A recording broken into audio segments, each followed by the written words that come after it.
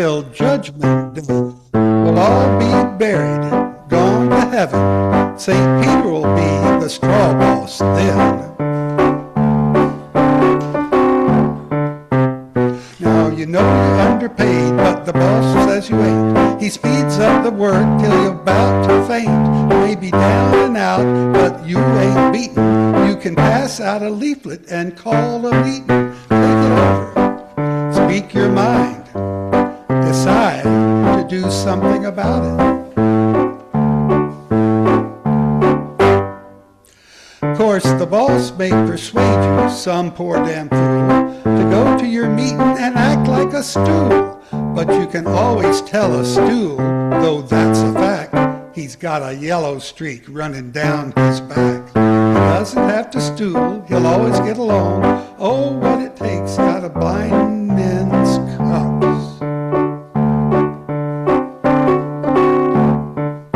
You got a union now, and you're sitting pretty. Put some of the boys on the steering committee. The boys won't listen when one guy squawks, but he'll listen if the union talks. He'd better. He might be lonely if everybody decide to take a walk out on him. Suppose they're working you so hard, it's just outrageous, and they're paying you all starvation wages.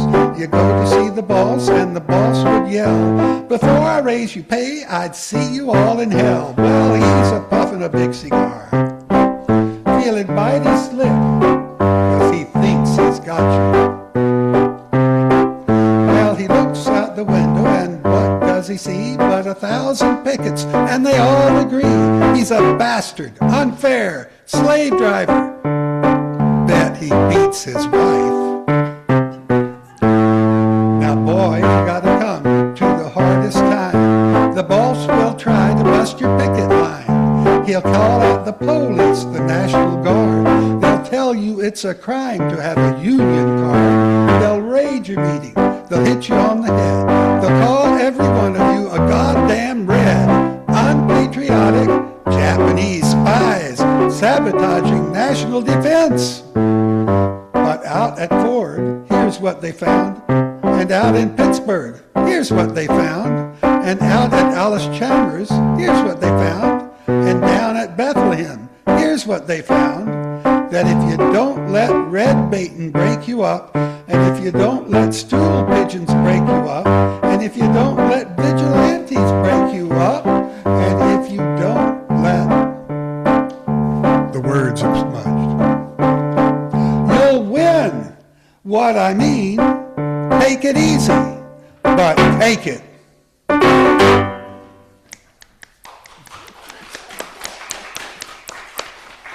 The Almanac Singers. And now it's your turn. Please get the insert out of your bulletin by Solidarity Forever. Solidarity Forever.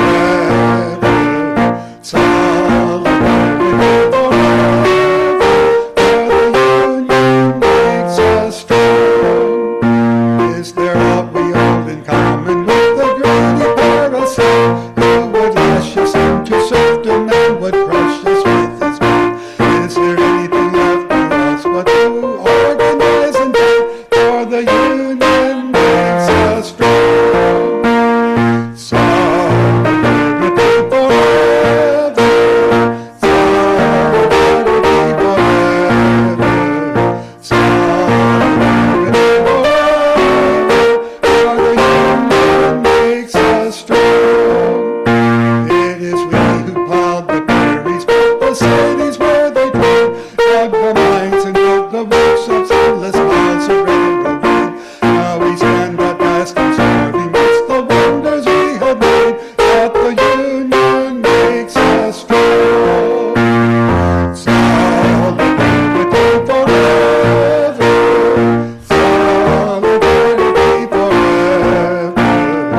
Solidarity forever, for the union makes us strong.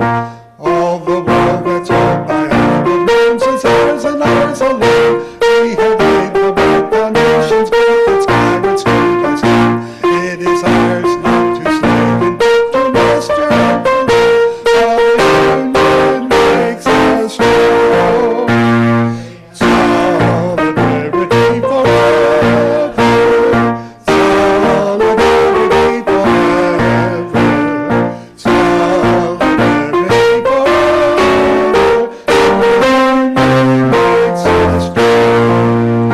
They have taken untold burdens that they never told to earn. But with our rain and mercy, now the single will confirm. We can break their haughty power, gain their freedom when we learn that the union makes us strong. Solidarity forever. Solidarity forever. Solidarity forever. For the union makes us strong. In our hands is placed a power greater than their hoarded gold, greater than the might of armies magnified 1,000-fold. We can bring to birth a new world from the ashes of the old, for the union makes us strong. Solidarity forever. Solidarity forever. Solidarity forever. For the union makes us strong.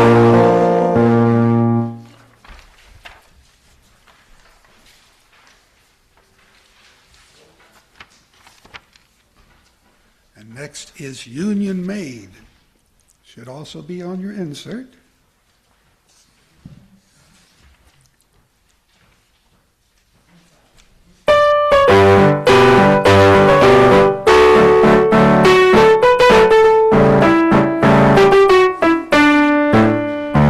There once was a union maid.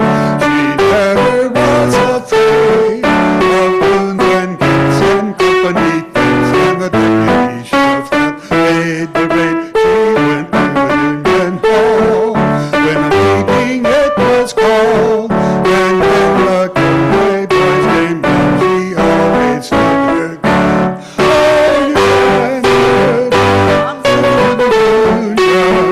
I'm sticking to the union. I'm sticking to the union. Oh, you can't scare me.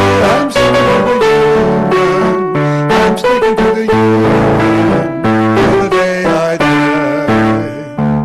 This union made us wise to the tip of company spies. We couldn't be through my company still. We'd always organize the dice, always get her way.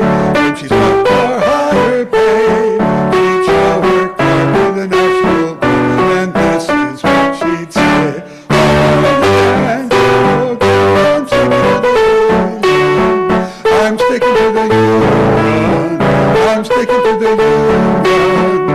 Oh, you can't scare me. I'm sticking to the union. I'm sticking to the union till the day I die.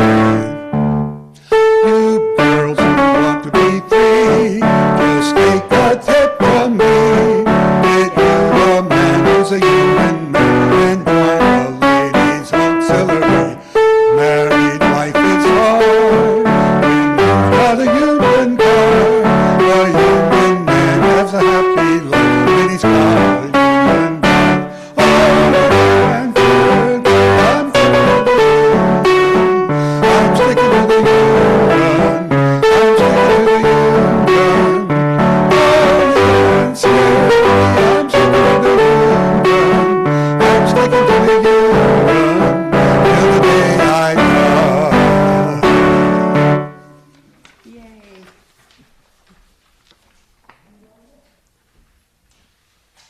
We shall not be moved.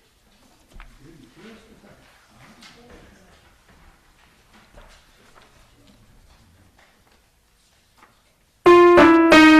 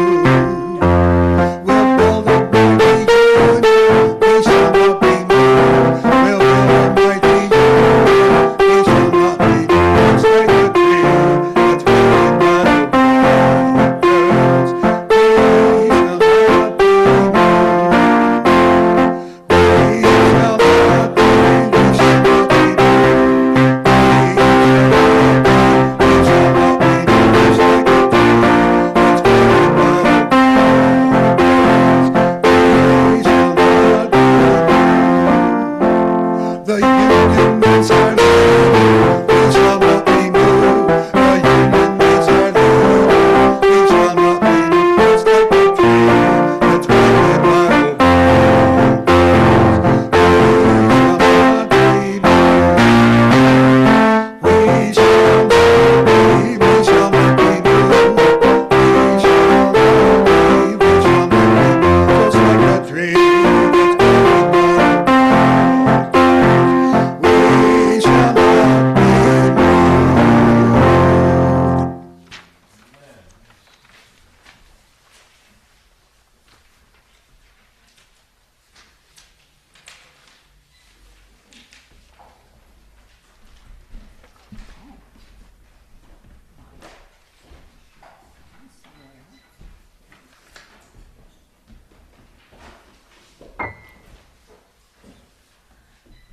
Well, good morning. Welcome, everyone, to our multi-platform service for the Unitarian Church of Staten Island. We gather in the search for truth and the spirit of love. We are so grateful to have you with us this morning. For those in the sanctuary, it's wonderful to see you here. You're invited to join us in the parish hall for hospitality after the service. And for those joining online, we send special greetings to you. We hope you take a moment to introduce yourselves in the chat box. After service, you are all invited to a virtual coffee hour.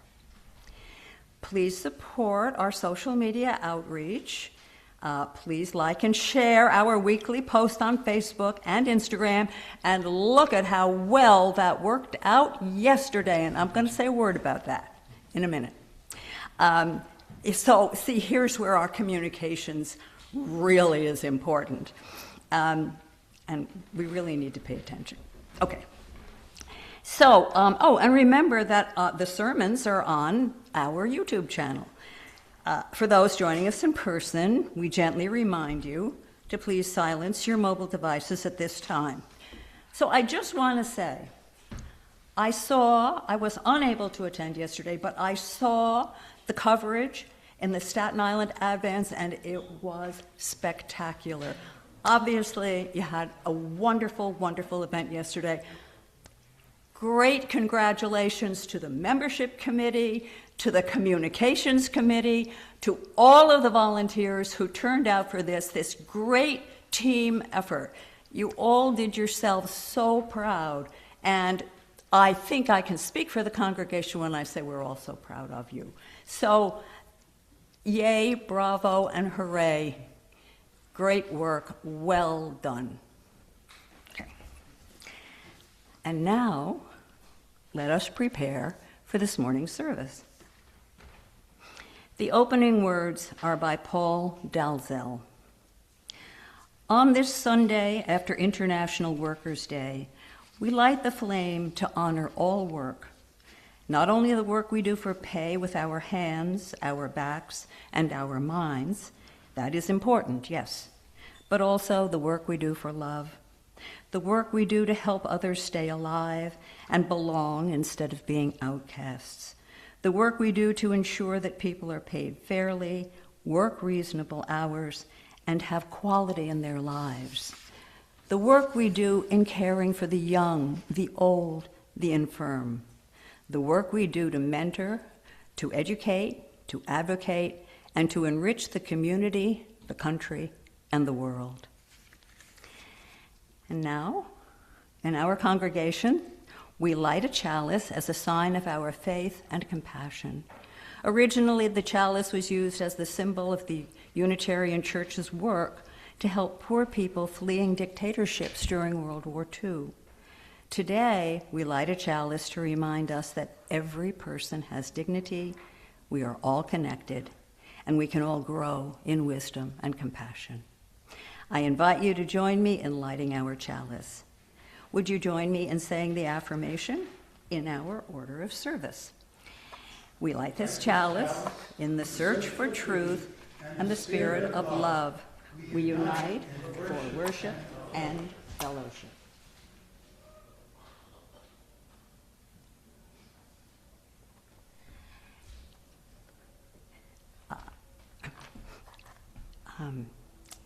As an extension of lighting our chalice, I want to take a moment of silence to light 3 candles for some of the names of those who have been affected by police brutality. We cannot cover all the names of those affected, so we will light a candle for the life of Charles Adair, for the life of Rajan Belt-Stubblefield, and for the life of Jacoby Kenny.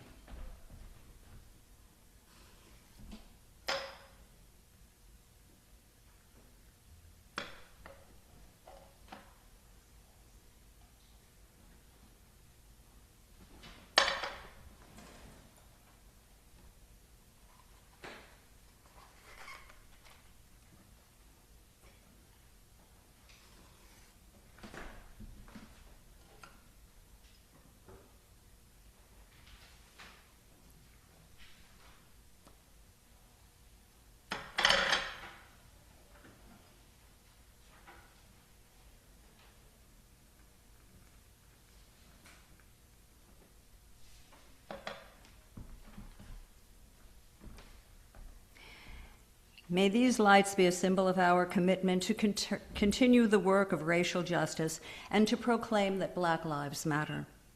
In addition, we're lighting a 4th candle to recognize the impact of war on so many innocent people.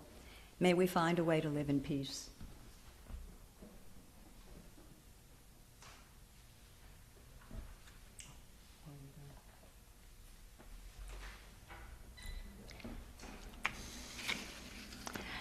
And now, our opening hymn. Please join us in singing hymn 109, As We Come Marching, Marching, in your gray hymnal. Please rise in body and spirit, or spirit.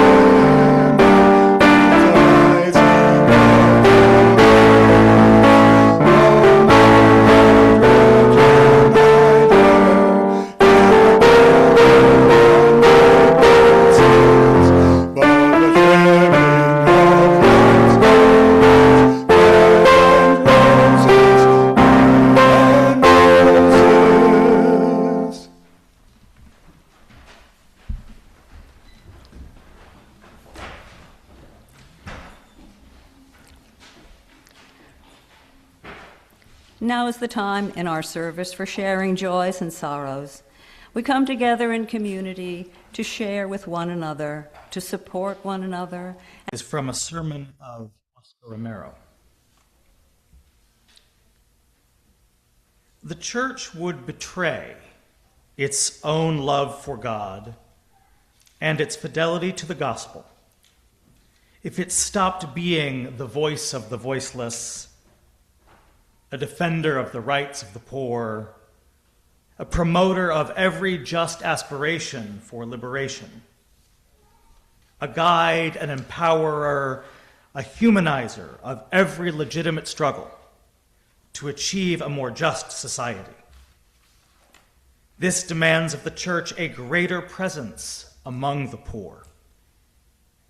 It ought to be in solidarity with them, running the risks they run, enduring the persecution that is their fate.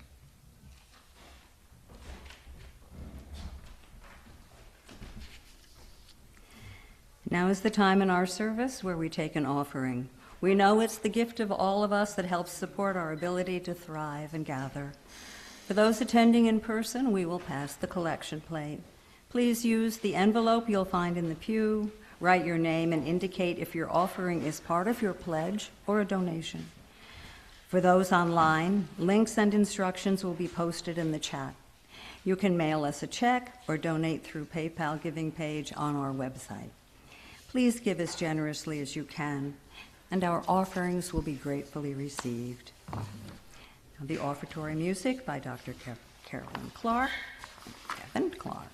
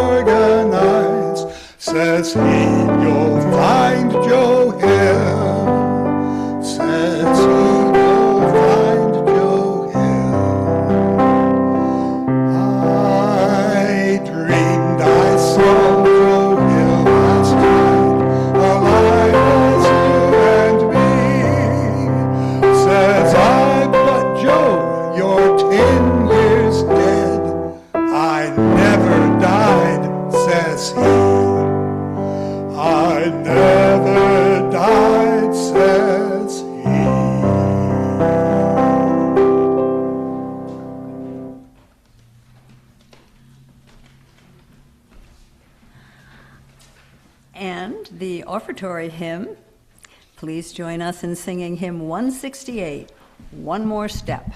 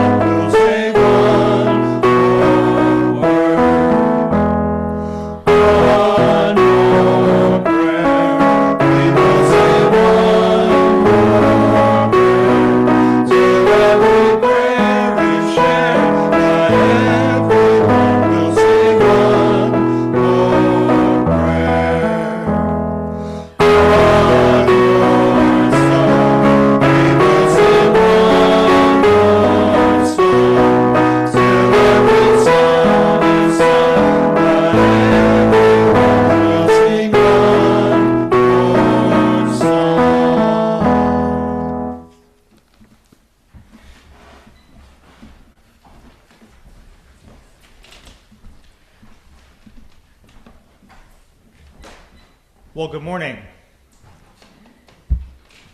It's been a few months since I saw you all last. This is my second time here as a guest among you. This morning, I've brought my children, who are the source of whatever noise you hear coming through this doorway. But it's lovely to see all of you again. I hope you're all healthy and well. It's been unseasonably chilly the last few days. And whenever it is unseasonably chilly in the spring, it reminds me of a particular unseasonably chilly spring a few years ago, when my union of Fordham graduate instructors was about to go on strike. I hadn't planned for this weather, but the Spirit does have a way of moving, so here we are. Last month, March, was also the 115th anniversary of the Triangle Shirtwaist Factory fire in Manhattan, when poor working conditions led to a disastrous fire that killed 146 workers, mostly young women, who worked sewing garments. And that, labor, organized and otherwise, is a big part of what I want to talk about today. The last few years have seen the most public organizing activity of my lifetime. Starbucks workers in more than 600 stores across the country, Amazon workers here in Staten Island and in Queens and elsewhere, tech workers at the New York Times, eBay, Google, graduate workers like my own.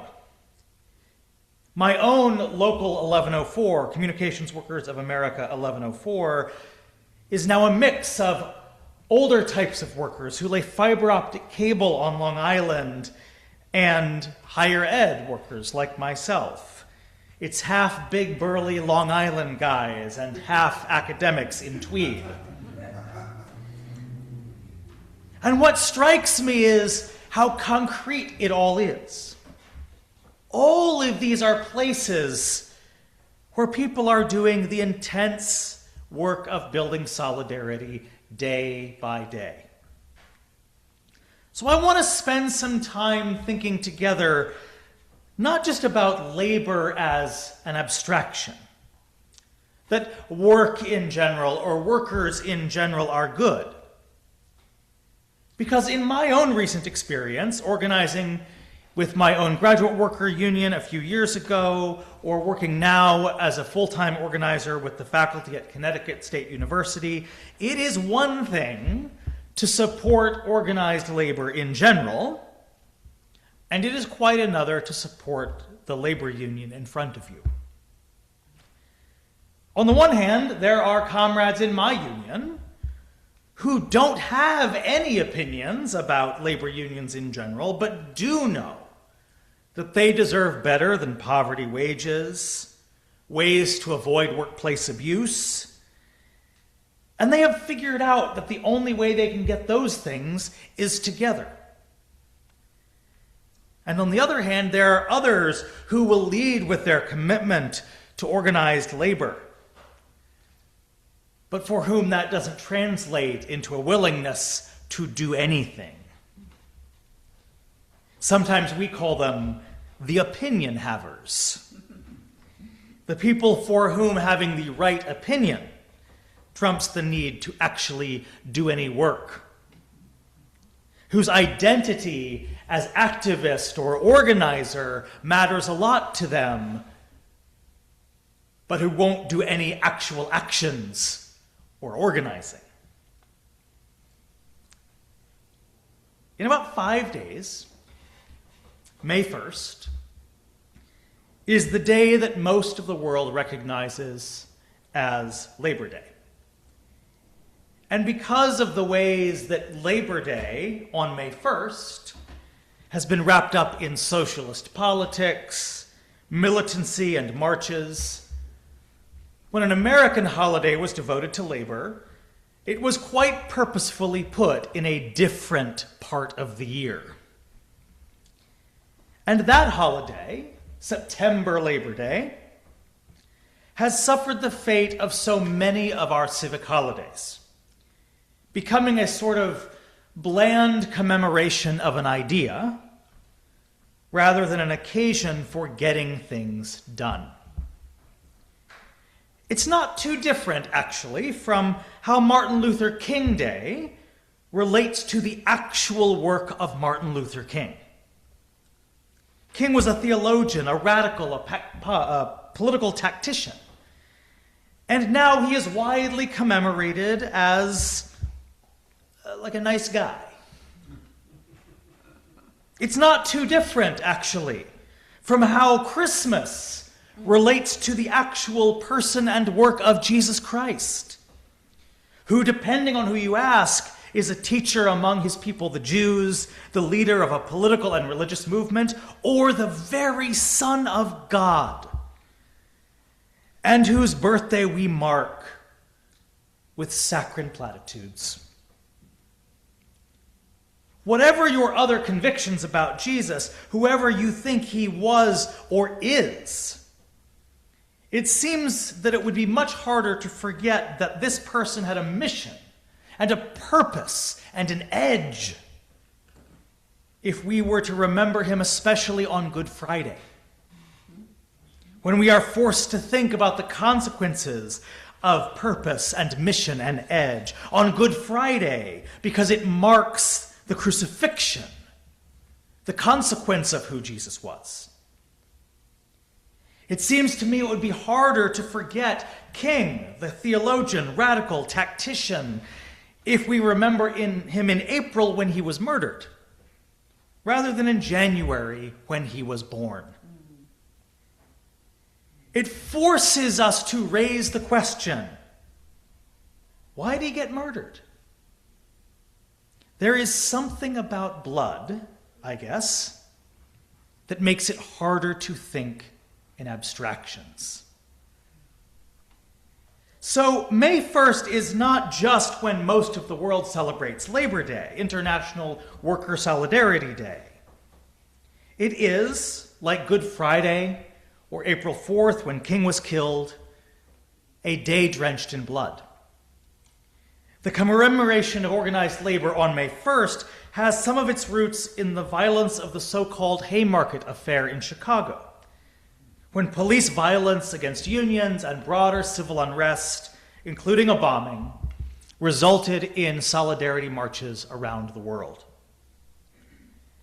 Maybe in this country, we don't celebrate labor on that day because there is something about blood that makes it harder to think in abstractions. May 1st has been the Labor Day that happens in public, that makes labor and self-determination at work a public issue. September Labor Day marks mainly the beginning of school and the church calendar. It happens not in public, but in backyards. It is an appreciation of working rather than an assertion of the worker's strength and solidarity. And speaking for myself, I think that sometimes appreciation can be the enemy of solidarity, not its ally. My own union of graduate workers first organized in the wake of the first round of COVID. And though it had been true for decades that a $25,000 starting wage for full-time graduate instructors was not a living wage in New York City, the doubling of our work during the pandemic is what most urgently spurred us to organize. Because as our work doubled, our compensation increased by not a penny.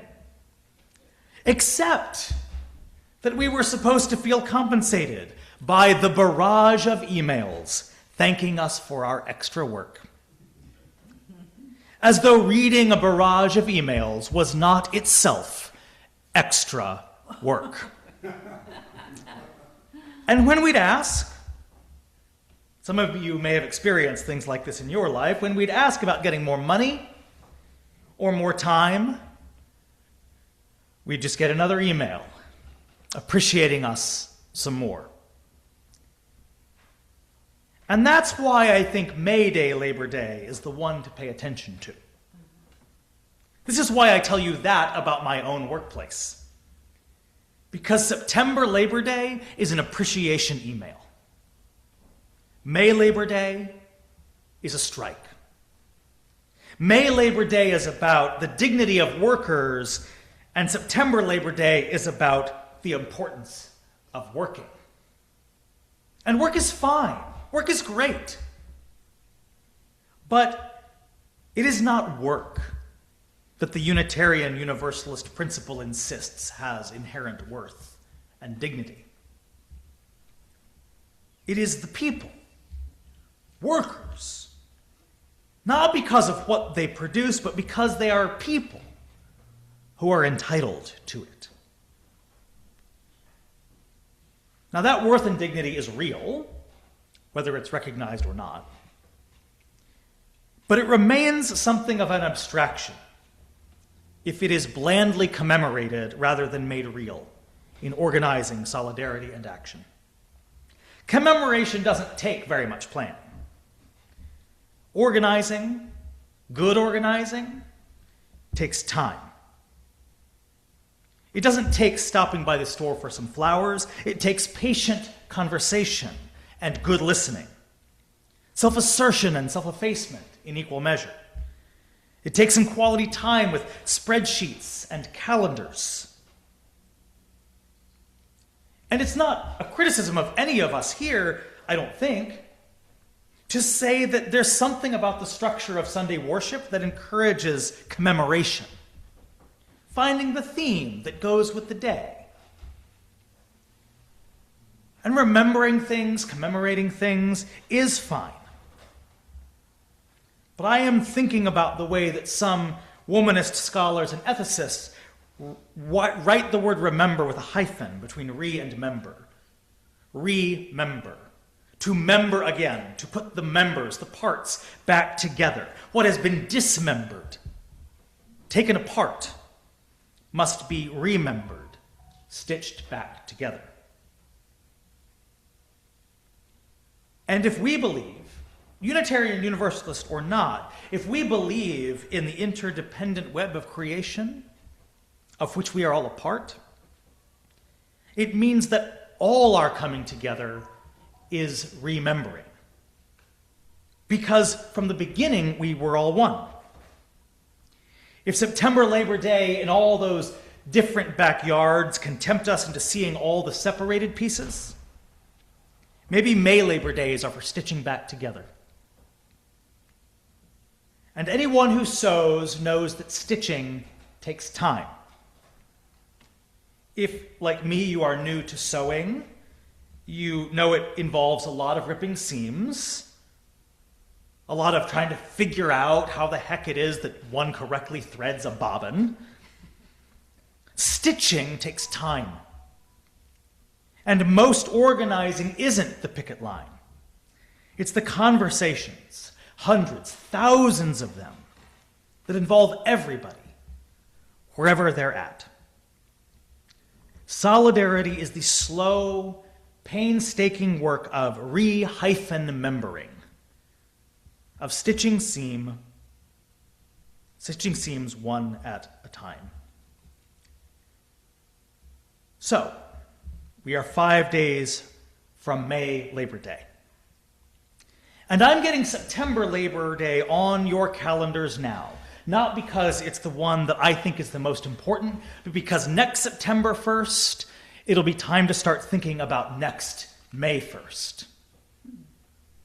Because that work, the stitching together, the real solidarity, takes time. We have to get ready for a Labor Day drenched in blood, not barbecue sauce. We have to get ready for the days that we march together, not the days that everyone fires up their own individual grill. The day for re-membering, not just calling the members to mind. The day for organized solidarity in the concrete, not for the abstraction of labor. The day for the dignity of people who work, not the dignity of working. So when I say solidarity forever, I don't just mean the slogan. When I say solidarity forever, I don't just mean the song. When I say solidarity forever, I don't just mean to support the union or to go out marching. When I say solidarity forever, I mean that slow work of relationship, of stitching, of things like checking in at coffee hour after the service. The slow, small work that makes the big, fast work possible. So hear what I mean when I say these words of blessing. Solidarity today, solidarity tomorrow, solidarity forever. May it be so.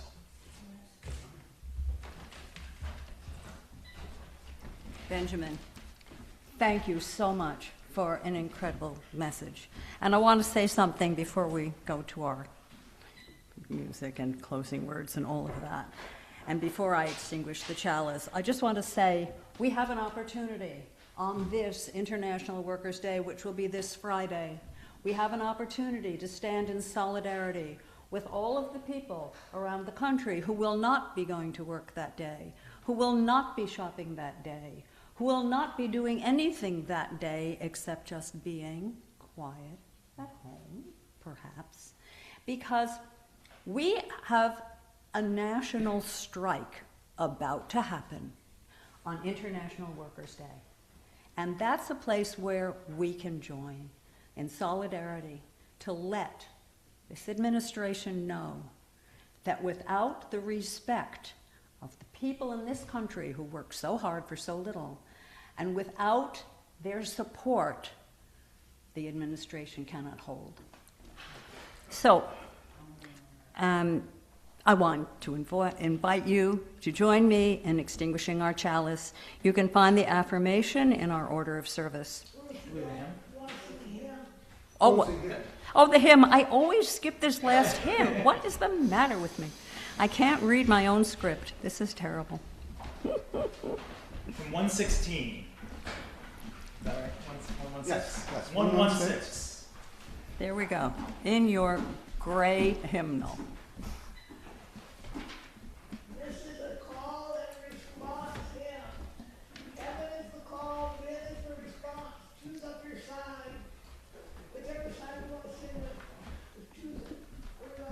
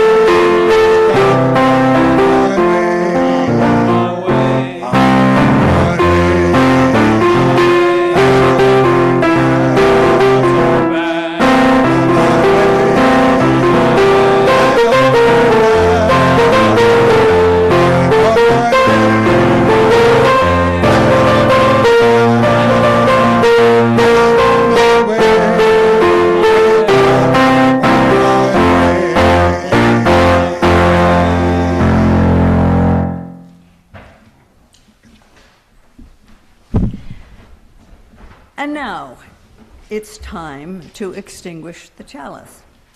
And again, I invite you to join me in extinguishing our chalice, and you can find the affirmation in your order of service.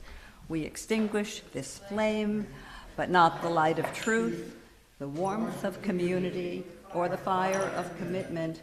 For these we carry in our hearts until we are together again.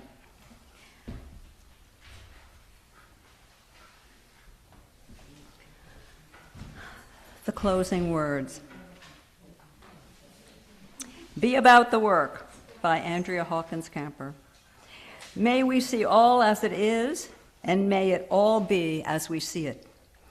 May we be the ones to make it as it should be. If not us, who? And if not now, when? This is answering the cry of justice with the work of peace. This is redeeming the pain of history with the grace of wisdom. This is the work we're called to do. This is the call we answer now, to be the barrier and the bridge, to be the living embodiment of our principles, to be the work of building the beloved community, to be a people of intention and a people of conscience. I discovered a great song this week that I'd never heard of before. It must have been overshadowed by Louis Armstrong's wonderful world song. But this is a great song too. Please sing with us. I'm going to play all of it from the start out. Should be on your handout.